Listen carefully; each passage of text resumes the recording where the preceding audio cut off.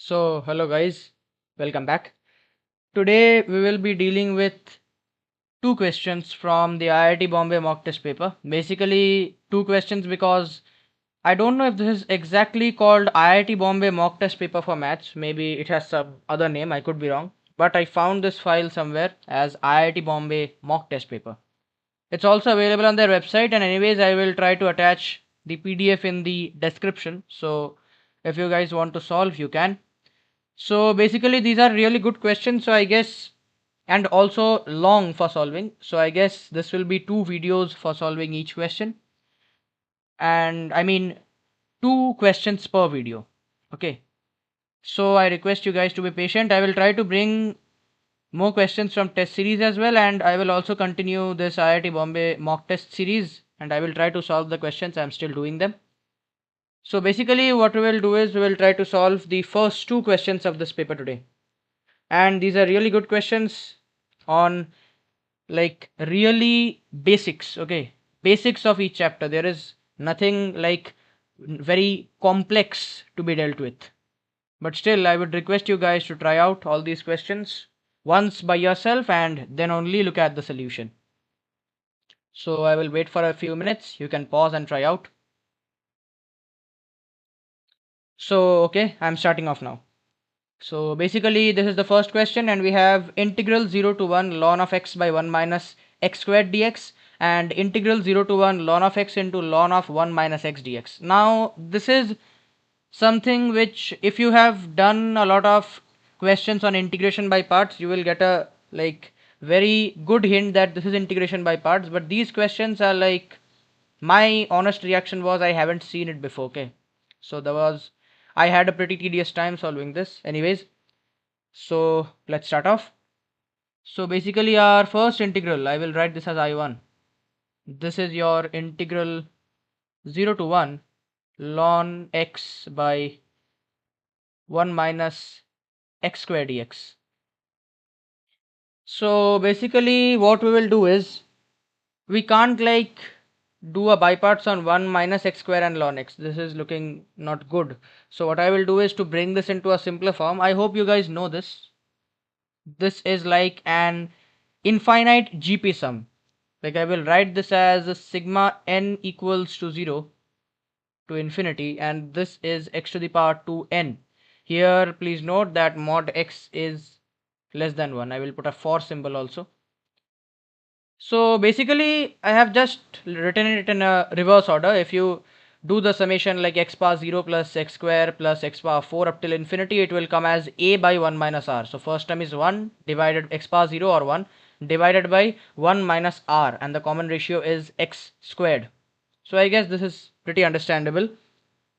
So now we can write I1 as our integral 0 to 1, and this will become ln x, and we will also punch this with the sigma term inside. So this is sigma infinity from n equals to 0 x power 2n dx. So what we will do is, although sigma infinity n equals to 0 is actually evaluating x power 2n, but we can also solve we can also put like this value after solving the integral, because when we solve the integral, as is obvious, because in this particular inside the integral n is practically a constant. So after we solve, we will get this integral in terms of some constant and n combined, and so we can put the sigma after that. So basically I will take this sigma out of the integral. This is sigma infinity n equals to 0 integral 0 to 1 x power 2n into ln x dx. So now I guess we will try to apply by parts on this. So I will write down the expression. Like I am writing without the limits, and then we will put the limits. This will give you better clarity. So what I am doing is, I am first writing it as some x power m into ln x dx. Don't worry, we will substitute m equals to 2n later on. So I guess this is pretty simple stuff. We can easily like do this. This is x power m plus 1 by m plus 1 into ln x. Basically what I did was, this is u integral v. So I took this as v and this part as u. And now I'm writing this here because of lack of space. This will become your integral of x power m plus 1 divided by m plus 1, and 1 x will come here, so this will become this, right? So now we can write it as x power m plus 1 by m plus 1, and this is a minus of x power m, so basically this will become x power m plus 1 divided by m plus 1, but another m plus 1 is already present, so m plus 1 whole squared. So this is your final integral, and now what I will do is I will put m equals to 2n and also evaluate with the limits. Let's do that. Okay guys, please also note one result. This thing, this is sigma infinity n equals to 1 by n square. This is actually equal to pi squared by 6 given in the question, right? Now, if you guys actually don't know this result, you will not be able to solve this question.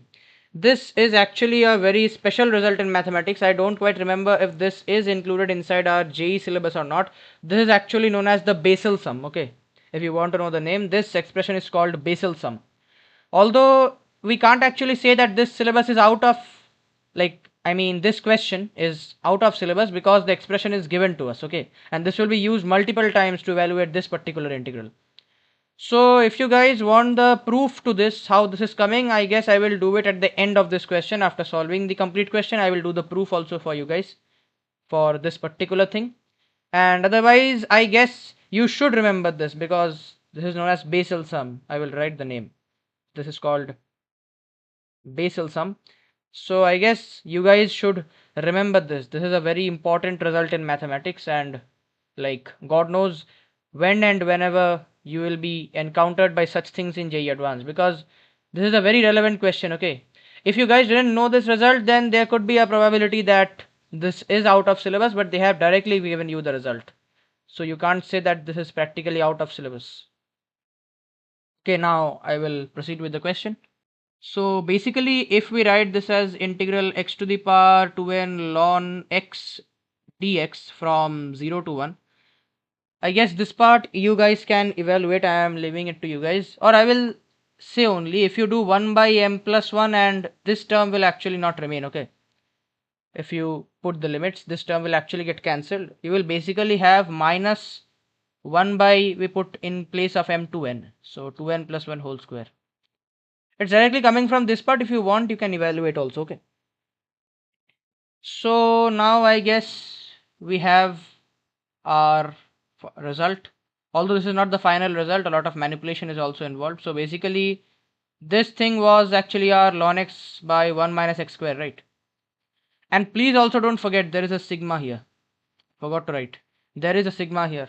Okay, please don't forget. So this part, I'm leaving the sigma for now. Only this part will come out to be your minus 1 by 2n plus 1 whole square. And now basically what I do is I put in the sigma. I will write it in a fresh manner. So basically this was your sigma n equals to 0 to infinity integral 0 to 1 ln of x by 1 minus x square, which is your this thing. So this basically becomes, or just a minute. Okay guys, I wrote one thing wrong. Please don't get confused. Okay, this is x power 2n ln x dx. Basically because although this actually this entire thing is equal to this integral, because after we took 1 by 1 minus x square as that GP sum, then only the sigma came here. So please don't get confused. I'm sorry. So basically we can write this as, you can cut the sigma here also, because only this part is equal to this. So this is basically sigma n equals to 0 to infinity minus 1 by 2n plus 1 whole square, right? So now what we will do is we will write this as, we will take the minus outside, and this is 1 plus odd terms. So 1 by 3 square plus 1 by 5 square up till your infinity. So now this part is actually where we will use this. I will show you how. So what we do is, because your sigma infinity from, I guess, n equals to 0, 1 by n squared, this is your whatever pi square by 6. So basically what we will do is, because this thing includes all odd and even terms, we will segregate odd terms into one bracket and even terms into another bracket. So this becomes 1 plus 1 by 3 square plus 1 by 5 square till infinity. And this is your plus 1 by 2 square plus 1 by 4 square plus 1 by 6 square up till infinity, right? And this thing is, I guess, equal to pi square by 6. I will write it later. So basically we have to find out this part. Now to evaluate this particular part, I will write this down. What we will do is we will take 1 by 2 square outside, or rather 1 by 4 outside. So this thing will actually become, if you observe carefully, this will become 1 by 2 square plus 1 by 3 square, right? Because 9 fours is 36 and 6 square and up till infinity. So basically this became 1 by 4, and this is your actually the same thing as this, right? Sigma infinity n equals to 0, 1 by n square. So we know the value for this, which is pi squared by 6. So basically this bracket comes out to be pi square by 24. So now in place of this we can write pi square by 6, and say if I take this bracket to be some constant, say, because it will make my writing easier, say I'm taking it as lambda. So this is your lambda, and this becomes plus of pi square by 24.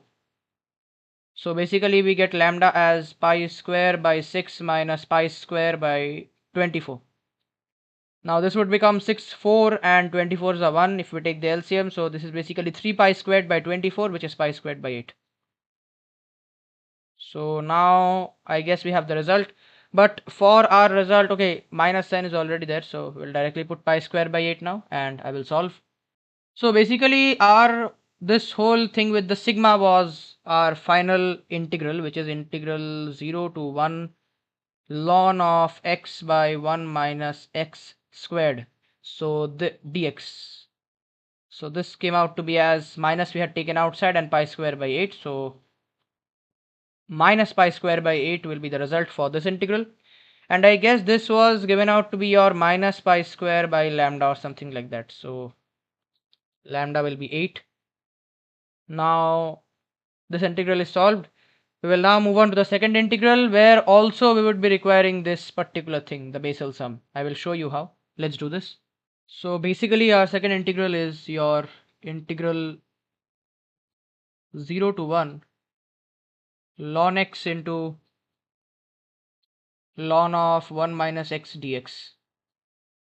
Now just for your knowledge guys, this thing is actually something, this can be solved using something which is called d-logarithmic functions. Okay, it is not in your syllabus, so better if you also know those things, don't go into mingling with them because they are for higher studies.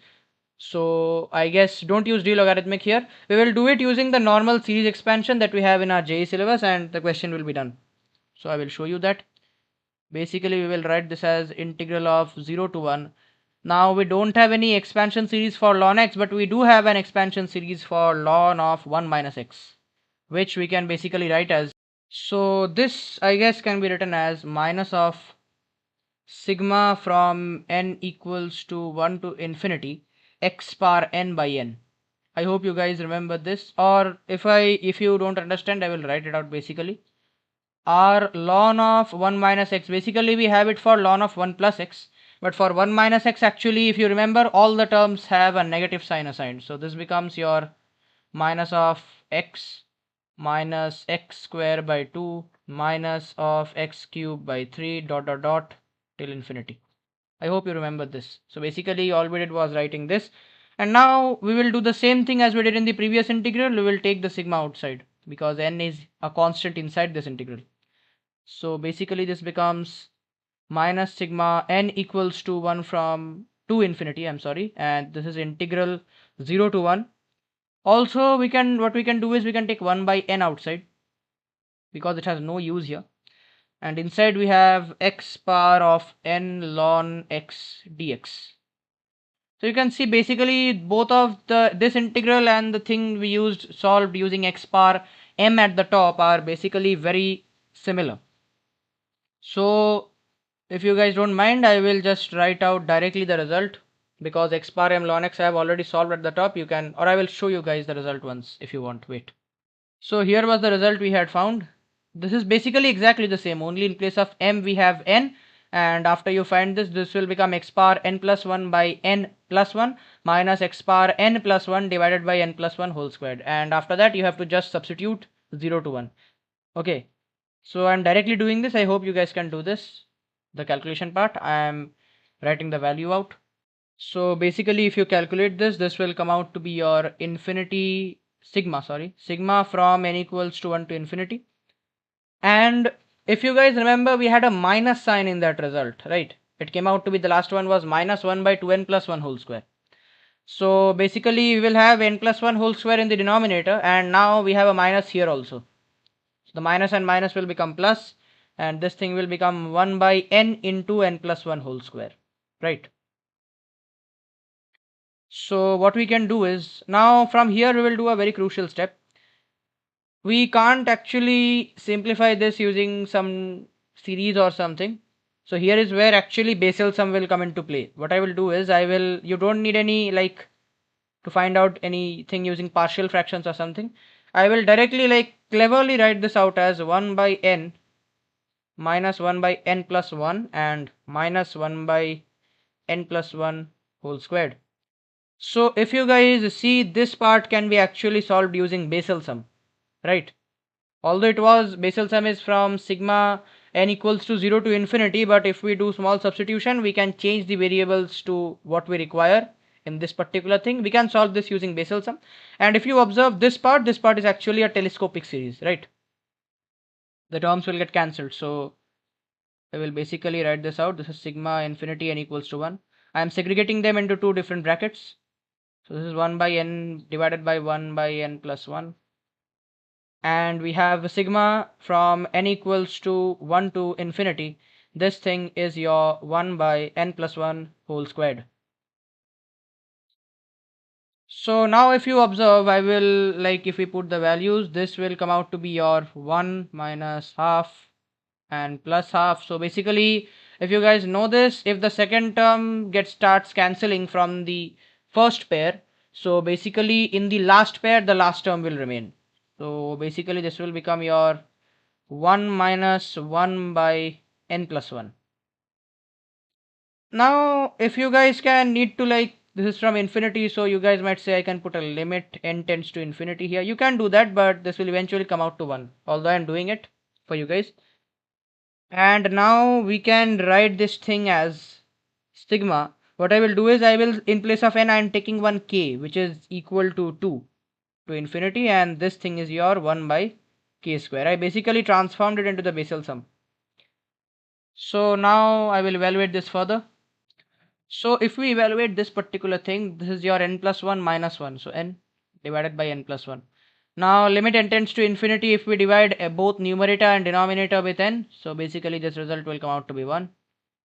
And for this thing, what we will do is, because Basel sum is pi squared by 6, that is okay, but one term is missing here. And as you guys know, it is from k equals to 1.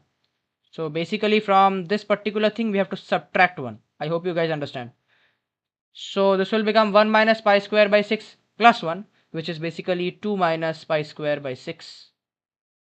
So our integral 0 to 1 ln x into ln of 1 minus x dx has become 2 minus pi square by 6. So this was given, I guess, as alpha minus pi squared by beta. So here alpha will be equal to 2 and beta will become equal to 6. So basically, if we try to find out now, we will try to check out the options. I will show you the question once and check the options. So basically, I will write out the values here. We have alpha 2, beta 6, and I guess lambda as 8. So now time to check the options. So in the first option, it says that alpha plus beta plus lambda is a perfect square. So 8 plus 6 is 14 plus 2 is 16, which is 4 square. So option A is correct. In option number B, alpha plus lambda is given as beta. So alpha plus lambda is 8 plus 2 10, which is not equal to beta. So option B is wrong. In option C, we have alpha plus beta equal to lambda. So 6 plus 2 is 8. So it's true. And in option D, we have alpha plus lambda is a perfect square. 8 plus 2 is 10, which is not a perfect square. So D is wrong. So our correct answers for this particular question will be A and C. So this was a very, very good question on the basics of integrals, although we have those logarithm and things in the second integral, but I showed you that we can actually use all the things which are inside our syllabus and the result given, pre-given in the question to solve the integral completely, right? So now what I will do is, because I guess you guys might be curious that how this result might come if you don't know. So I will try to prove this result using a very traditional concept of sign expansion. Let's do this.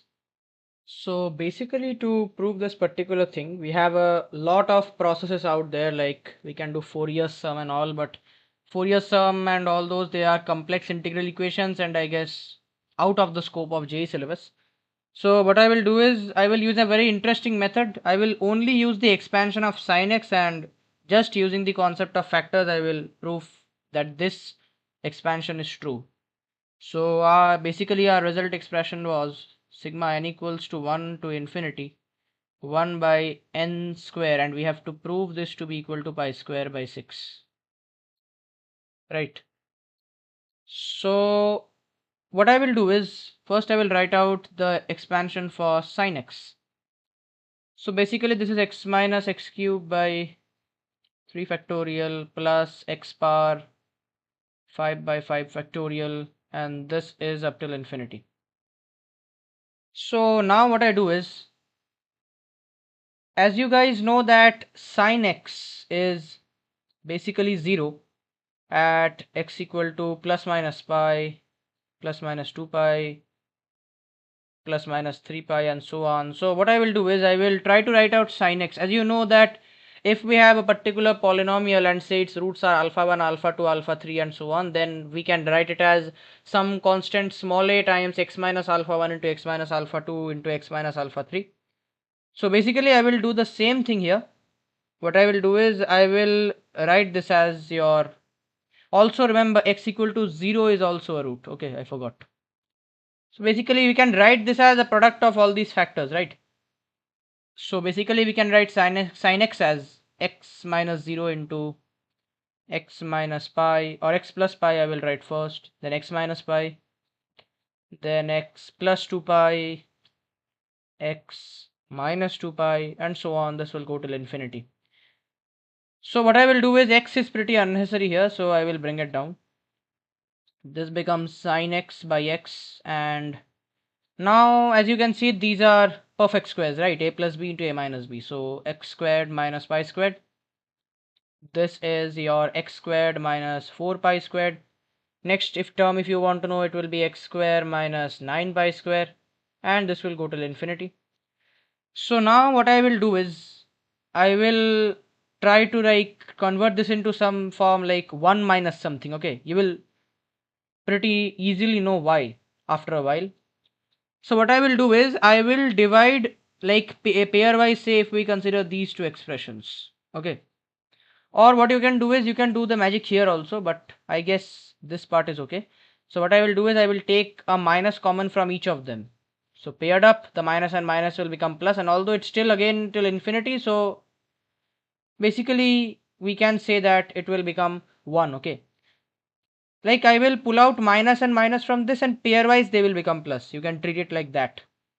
So I will write this as, and also after pulling out the minus, this will become pi square minus x square and 4 pi square minus x square. And after that what I will do is I will divide this expression with pi square, this with 4 pi square. So basically this will become 1 minus x square by pi square, 1 minus x square by 4 pi square, 1 minus x square by 9 pi square, and this is till infinity. And this is your sin x by x. So yeah, and now what we can do is, because we have this particular result ready, what I will do is I will also divide this particular expansion expression of sin x with x. So this becomes 1. This becomes your x squared, this becomes x power 4. So now what we can do is we can directly like relate the coefficients of x square. Okay, I will try to find out the coefficients of x square.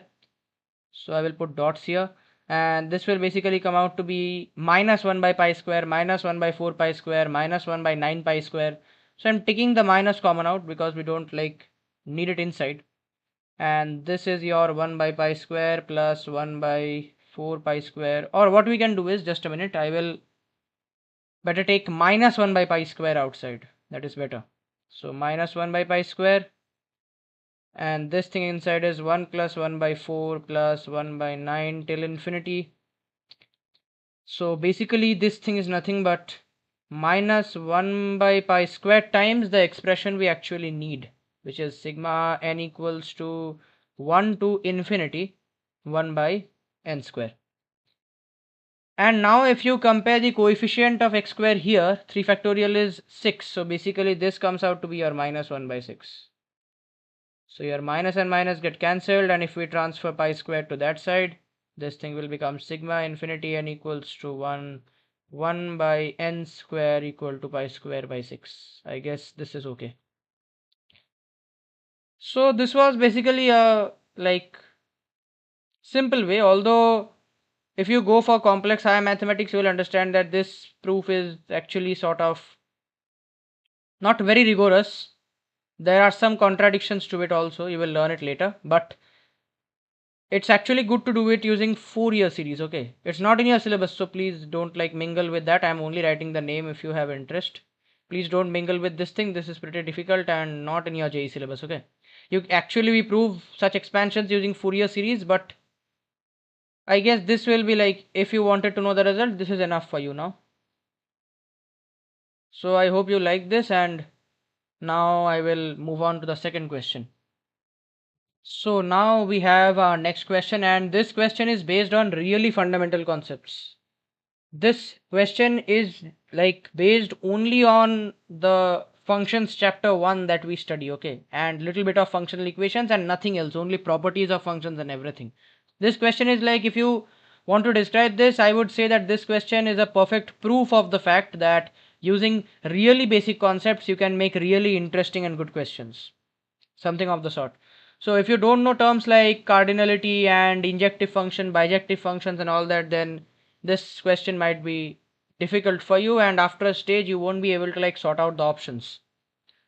So let's try it out. So basically we have the set of all functions defined from all real to real. Here also please like don't ignore these real to real and all that, because after a while you will realize even this thing matters. Okay, even the domain and range will matter.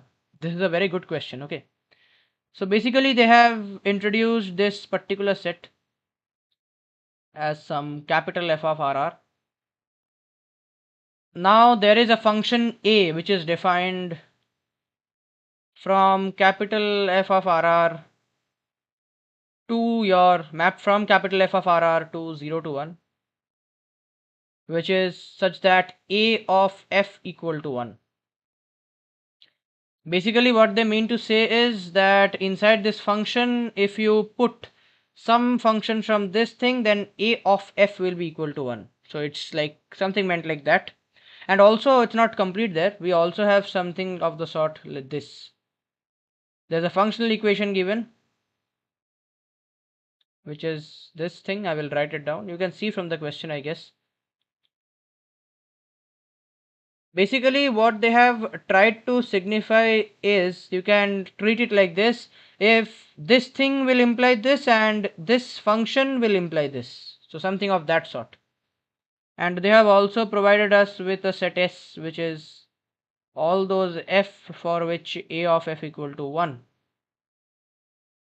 And now your mod x will denote the cardinality of the set x, so we have only mod s, so this is the cardinality of the set S. And if you guys don't remember, cardinality is basically the number of elements in a set. Okay, so now we have to like find out about all these options. So before doing that, we actually have to study this particular functional equation, what it tries to say. Okay, so let's do that.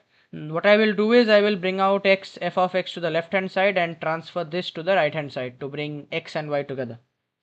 So this is your basically f squared x minus of x times f of x, which is equal to minus of minus y times, okay, I took a minus common here, there is a reason behind, I will tell soon, minus of minus y square minus y f squared y plus y squared f of y. This is it. So now what I do is I will try to generalize this thing. Okay, so let's write this like for any, say, some variable t belonging to all real numbers, this is tf squared t minus of t square f of t. Let this be some constant, say minus c. Minus c practically because we have a minus sign here, that's why. And we will also have another expression like f squared t. I wrote both of these in terms of t, okay? You will soon understand what I am basically trying to do. F of t equals to plus c. Now we have two conditions, and for this function to hold, basically both of these conditions I guess cannot suffice, right? Otherwise the function will become invalid. So I guess out of both of these conditions, any one of them will suffice. So what I will do is I will try to use contradiction method like what you did in your class 9th and 10th. I will try to use contradiction and separate which of these two conditions actually satisfy. So for that what we will do is first I will try taking commons and molding this into something good. So basically if we take out a common, then this will become f of t, and this is your f of t minus t equals to plus c, and this thing is t times f of t multiplied by your f of t minus t equals to minus c. Now if you observe, I will try to change the page, otherwise you won't see.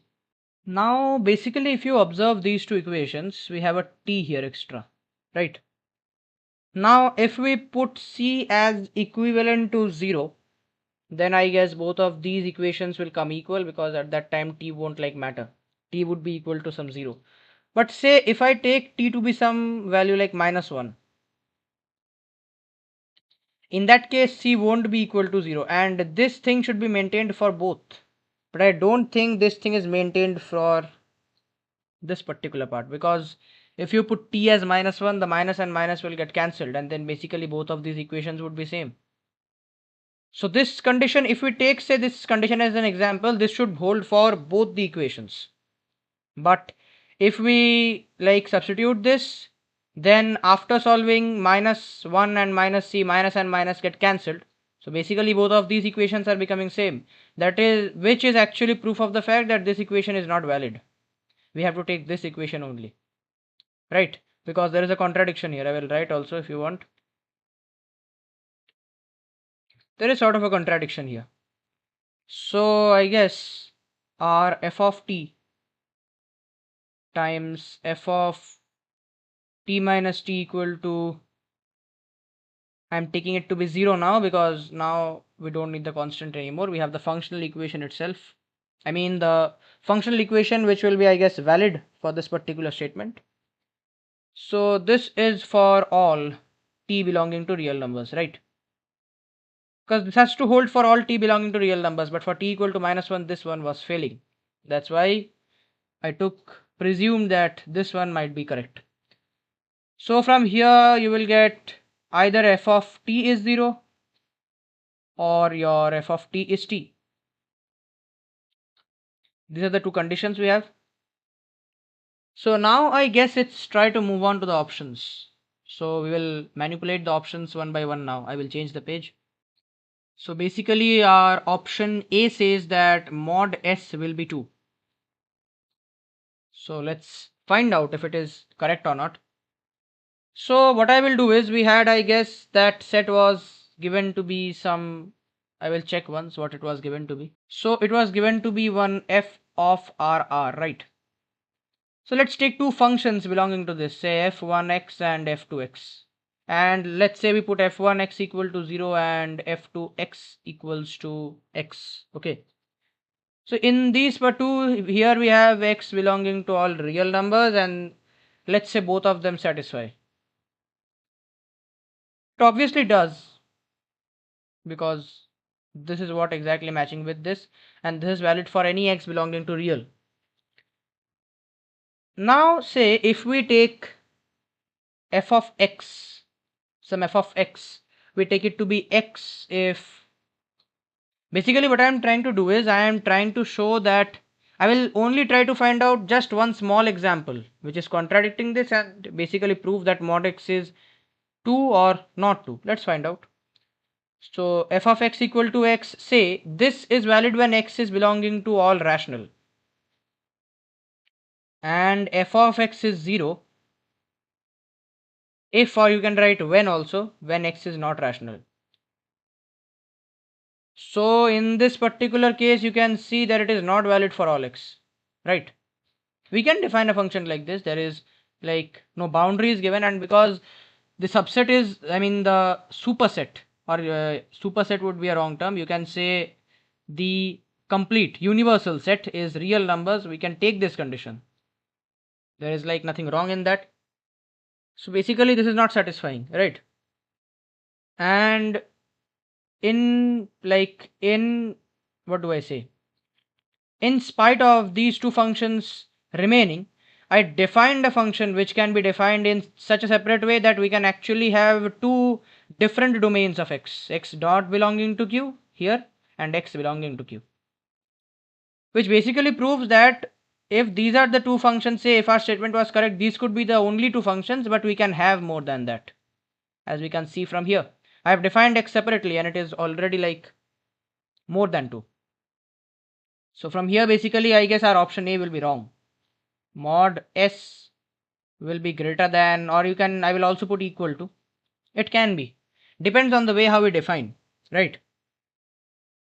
So this is the manipulation for option A. Now I will move on to option number B.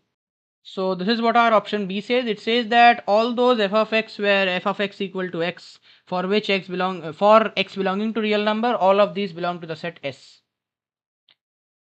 So basically what we will do is, let's say here it is given f of x equals to x. So what we can do is we can write it somehow like this, right? I will basically use the equation that we found out, the valid one, f of t into f of t minus t. So we can write something like this,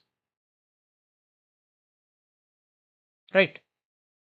I hope you can understand what I used.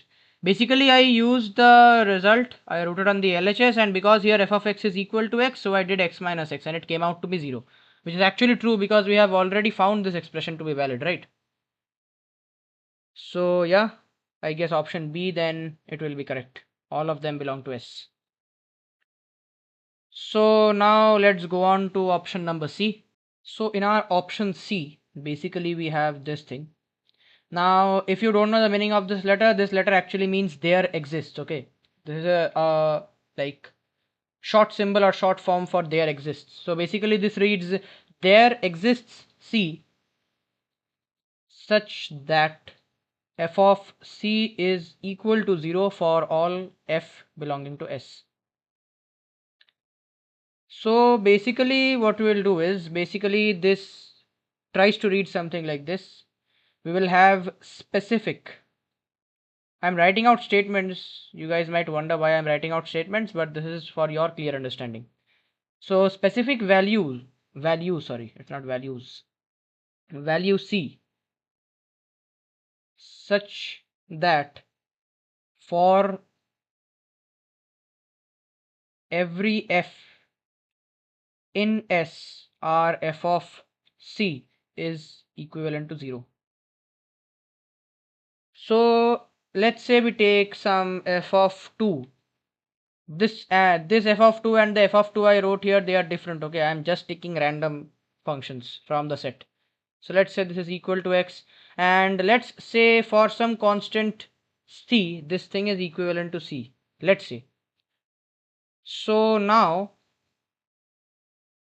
we know that if f of 2c is equal to 0, then automatically c will be equal to 0, right? Basically from the result, this was the result we found at the starting. From that expression we verified f of t equal to 0 or f of t equal to t. Basically I took it a step back and from here I arrived here, cross verifying. So basically, if we write, I will change the page. So now if we write this as, say, we can write it was f of x into f of x minus x, the starting expression, it was equal to 0. So if you put x equal to 0, this is your f of 0 into f of 0 minus 0 equal to 0. So from here f of 0 is basically 0. Although it's pretty obvious from here, but using the expression, see, I cross verified also that this thing implies that this thing will be true, which again implies that this thing will be true. I went 2 steps back. Okay.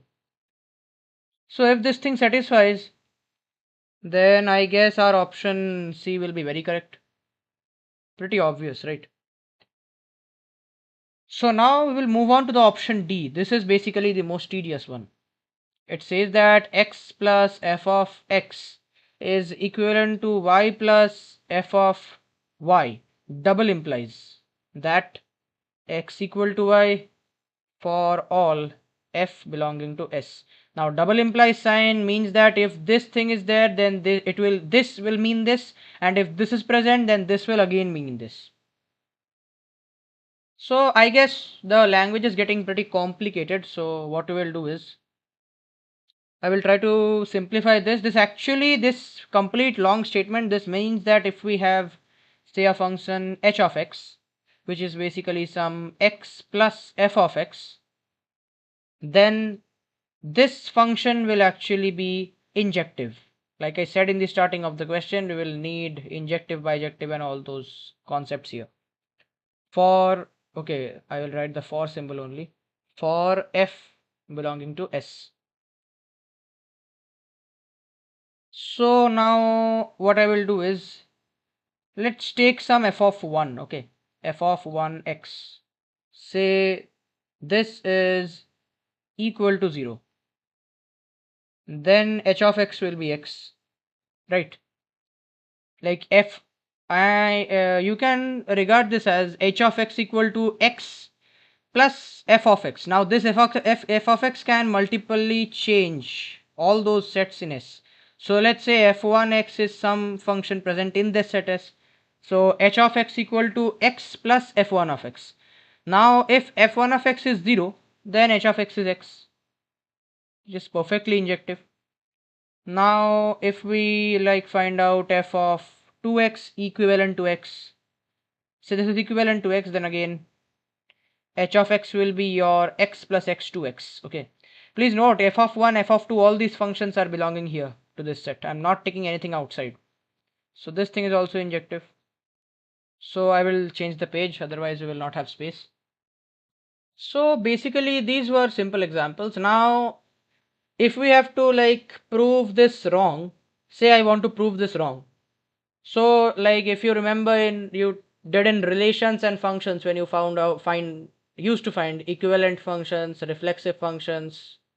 So in those, if you had to like prove that this particular function is not reflexive or not symmetric or not transitive, then you needed just one example, right?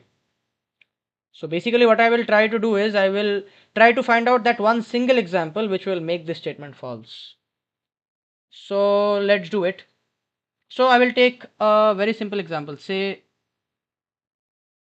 if we put x equal to 1, then your h of 1 will be 1 plus f of 1. Now we have already found this, right? This is existing for some function. So h of x equal to x will like exist for the others also, because they are in the same set and this function is injective. So we can say 1 plus f of 1 equal to 1. Now let's say I take h of x as some y. Okay, so this thing is our y, right? Y equals to 1 from this.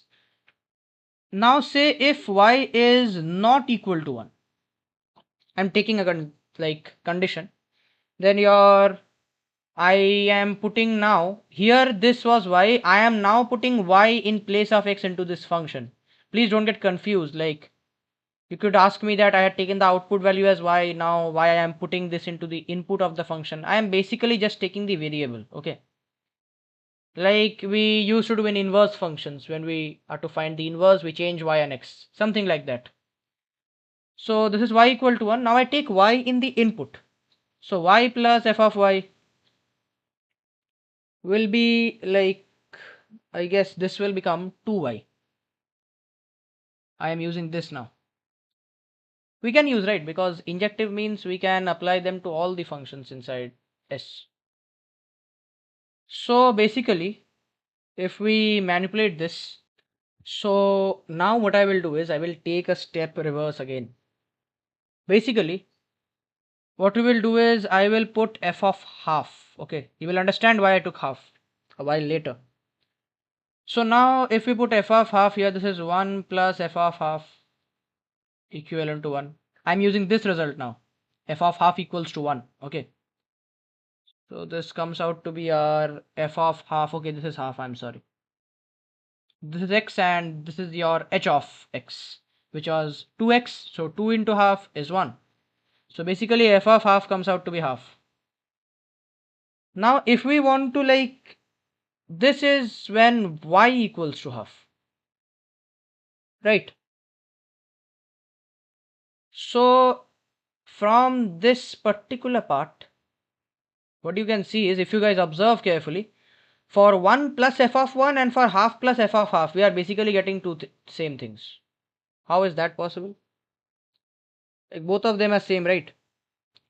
Because x plus, if we take this one, say x plus f of x, I write this as x plus f of x equal to, okay, I've used y a lot of times, I will use z instead. Z plus f of z. And if we put this as 1 and this as half, basically what should happen is, if we compare these two equations, and even in the question, if you see, it was written double implies x equal to y. I have used z, so it will be double implies x equal to z. So basically this x and this z should be equal. But here 1 plus f of 1 and half plus f of half are equal, and these two values are different. Which clearly means that x is not equal to z, or you can say, okay, I will use z only. I changed the variable to z, okay, because I've used y a multiple number of times and this will like cause lot of hodgepodge inside your mind. So better to use this. So x is not equal to z. Hence, like double implies can be proved wrong if we prove any one side to be wrong. Like if this imply, it would, if it was written only a single imply, then it would have been correct. But here, if we try to imply this from the first expression to x equal to z or x equal to y as written here, it is coming out to be wrong. So double implies statement was basically proved wrong, which means option D is not correct. This was the most critical option. Like lot of thinking is required here. Okay, and you have to also like think, you would not understand like how would, in the starting when I was solving, you might have a question in your mind that why did I solve x and 2x and how did I find this, why did I find this. So basically this was to get this one particular result. You can also find for other values. Say if you find this out to be some other value, and accordingly if you adjust the values here, you will get some, you could get some other result, some single example to prove this thing wrong. So basically I guess now our question is done. So the answers are B and C. This sum was a very beautiful sum, and this is practical proof of the fact that you should not neglect any chapter. Okay, because what I've seen is, I had also seen like, I used to myself also do, like functions and relations was something which nobody likes. It's all board sort of things and all you will say. But even for your boards and whatever, if you are learning a chapter, you should learn it in depth, and this sum is proof. So next time anybody says that functions and relations are not, like the basics are not really important, you can show them this sum and challenge them to do it maybe. So yeah, I guess this will be the video for today, and don't worry guys, there are, I guess, in this particular paper about 15 questions more. I will try to bring them out slowly because solving these sums requires a lot of time, and I'm doing it, and I will try to bring as more sums in the next videos. So if you like the video, do like, share and subscribe, and Thanks for watching. And also, if you guys have any doubts in the questions, you can ask me down in the comment section always. So that's today. I mean, that's it for today, guys. And thanks for watching.